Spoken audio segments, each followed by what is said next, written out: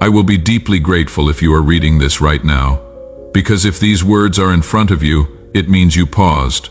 You chose not to scroll past, and that choice matters more than you realize. My beloved child, there is an exhaustion settling into your bones that has nothing to do with how much you have worked. It is deeper than physical tiredness. It is the weariness of trying to be enough for God. You know the feeling. You have prayed harder, tried to believe stronger, pushed yourself to do better. That moment when you are alone and wonder if God is disappointed in you, that quiet shame when you compare yourself to others who seem to have their spiritual life together, that fear that maybe you are not actually saved because you still struggle so much. If you have felt this, you are not imagining it, and you are not alone. Jesus said something that everyone thought they understood. Come to me, all who are weary and heavy laden, and I will give you rest. Beautiful words, comforting words. But what if we have been hearing them backwards, and that is why we are still so tired? Let me show you what I discovered. Heaven notices moments like this. When the world is loud and your mind is tired, you still chose to open this. That is not an accident. Let me tell you about Sarah. Sarah grew up in church. She knew all the right answers. She could quote scripture, lead worship, serve on committees, and inside she was drowning in the fear that she would never be good enough for God.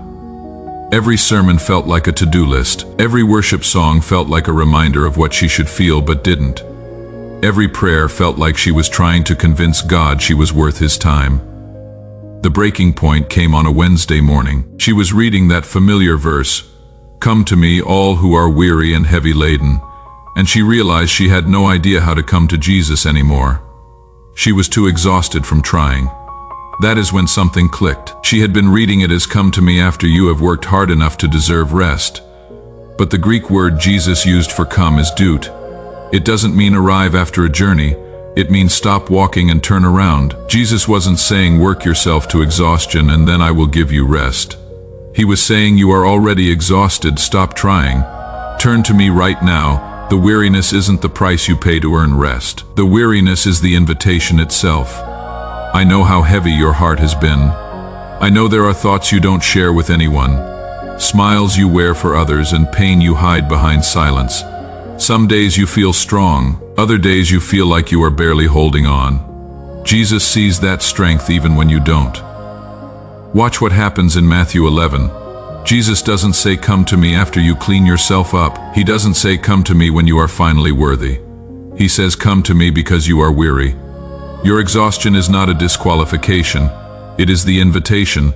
This is why you feel like you can never pray right, why worship feels hollow, why you are tired of trying to manufacture feelings you think you are supposed to have. You have been taught that weariness is something to overcome before you can approach God. But Jesus is saying weariness is the very thing that makes you ready. You may feel like God has been quiet, like your prayers hit the ceiling and fall back down, like you have been waiting and nothing has changed. But hear this gently, silence does not mean absence. The burden Jesus talks about isn't the weight of life's problems.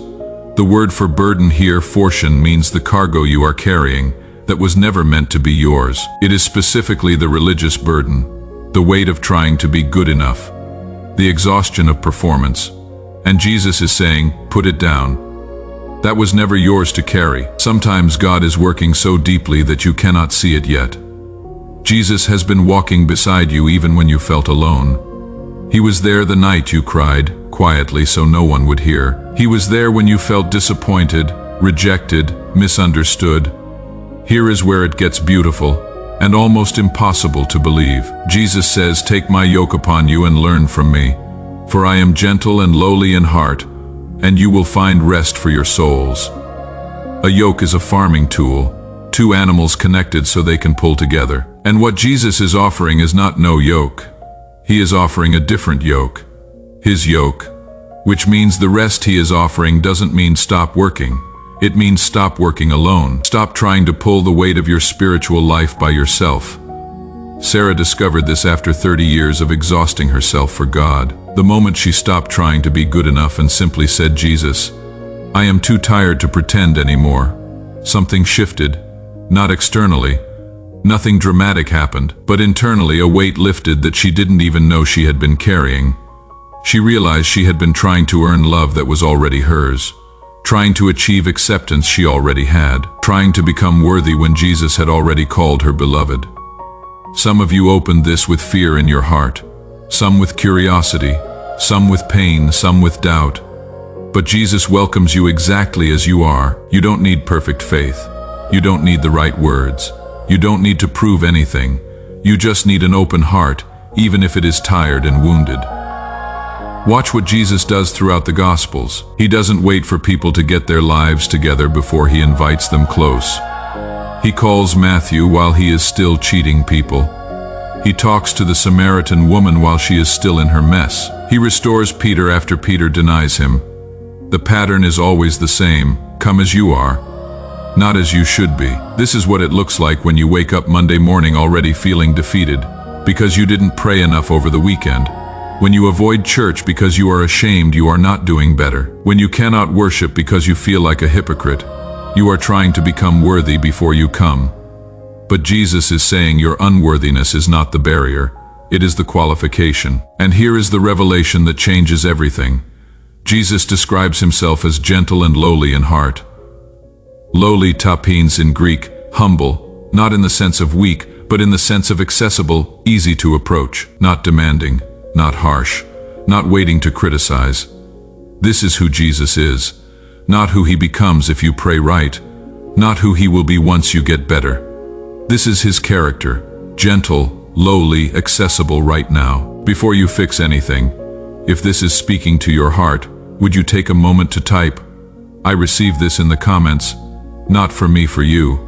Sometimes speaking truth out loud, even in writing, helps it sink deeper. And when you do, you are joining others who are discovering the same grace. You may feel unworthy. You may feel like you have failed too many times.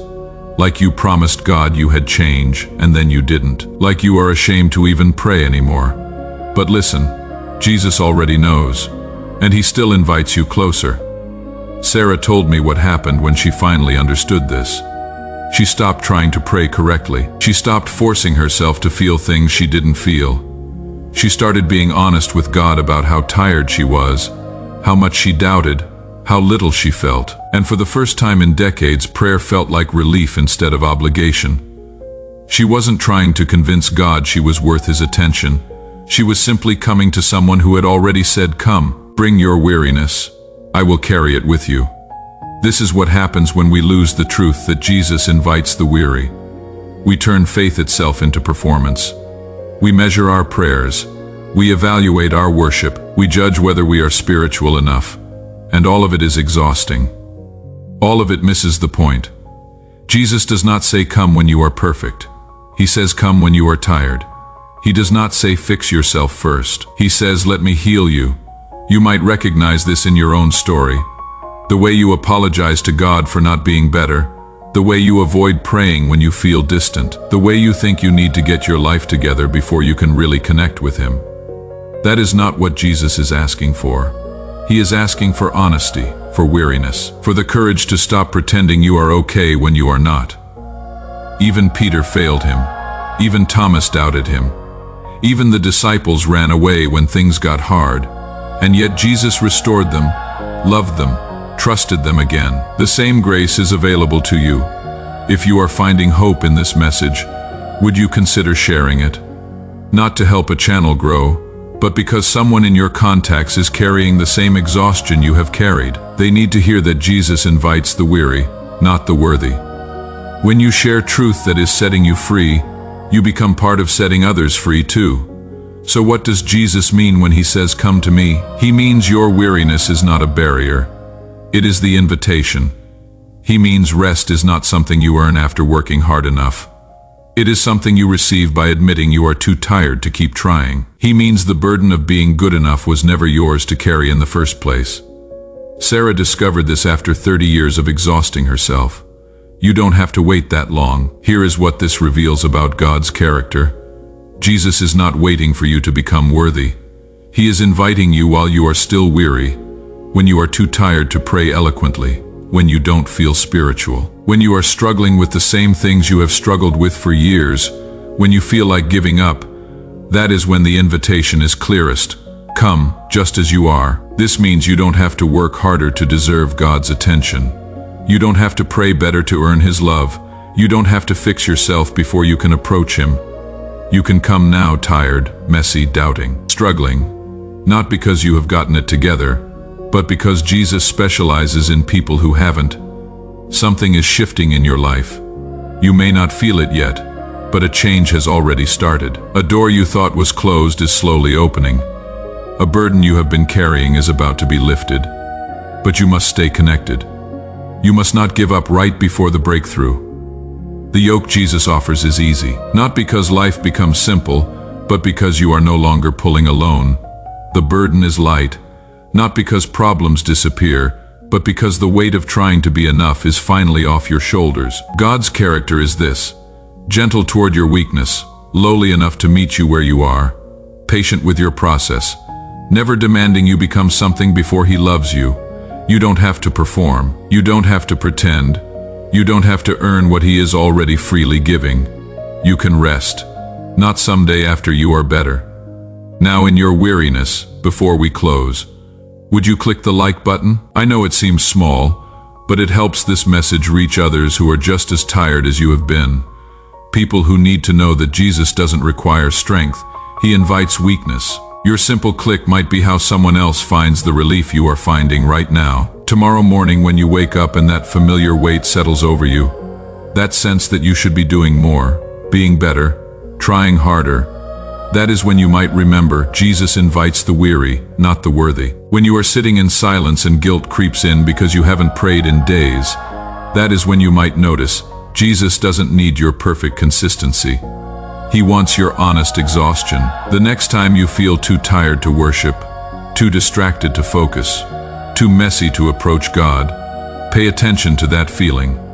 That is not disqualification, that is the invitation itself. You might start noticing how often you apologize to God, how often you promise to do better, how often you feel like you need to earn what He is already offering. Each time you notice, you are seeing the burden Jesus came to lift, the performance He came to end, the rest He came to give.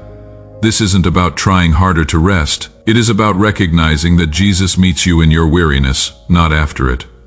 Your past does not define you. Your mistakes do not cancel your purpose.